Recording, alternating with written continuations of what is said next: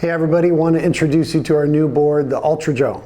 You might remember a few years ago we had the Average Joe. The Average Joe was a great entry-level beginner board, or if you were just looking for something that was fast, cruisy, and really stable.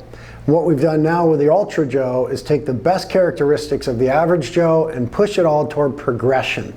So this is going to be a board that allows for a little more critical surfing, something that's a bit more high performance. And we've achieved that a few ways. The first thing that we did was change the outline. It's still got a pretty parallel outline through the middle of the board, which is good for planing speed and stability, but we've brought in the nose dramatically on the Ultra Joe.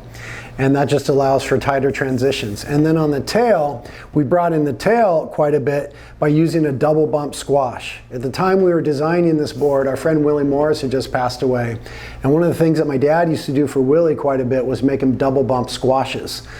And my dad used to ride those boards as well. We have one hanging here in the factory. So we grabbed one of his old templates that had a double bump squash on it. And from that, we made this tail outline. And what it does is it brings the tail in quickly. One bump, two bump, so that you have this pretty parallel area here for planing speed, and then the tail comes in so that it's tight in the transitions, in the pockets, and when you get your foot back on the tail, you can really turn it well. So I think it's a much better outline for more high performance surfing. We also brought the rail down quite a bit. The Average Joe is pretty chunky, and that served a purpose for a lot of surfers, but this has a much more sensitive rail on it from the front of the board all the way to the back of the board, which is just going to increase the responsiveness of the board. And then on the rocker, the idea on the Average Joe was that it was just really straight, so again it was fast and it was stable. And we've taken the best characteristics of that, part of it being the engine of the board here, which is a straight section in the rocker right here, where we really create speed from. But then after that, right where we have this first bump in the rocker breaks. We've added a lot of tail rocker compared to the Average Joe. And again, that's going to allow for tighter turns, transitions, more responsive board. It's a single concave running through the engine part of the board right here, so it's all real fast and straight.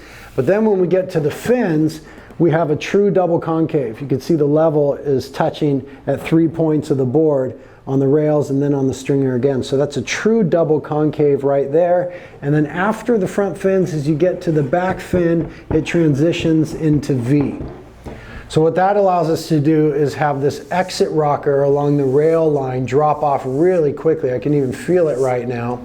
So that when you put this board on rail, you've got something to do with all that speed. It's going to hold and it's going to come around quickly and really fit well into the turn. So we've worked hard on making this board, again, be a little more high performance oriented, but it's also fast and stable and easy to ride. So if you just want to progress from sort of the Average Joe area in your surfing, this will be great for you. If you're already a good surfer, an average surfer, a great surfer, you can take this out when the waves are kind of lame and have a lot of fun on it, a lot of speed, and still do some great turns.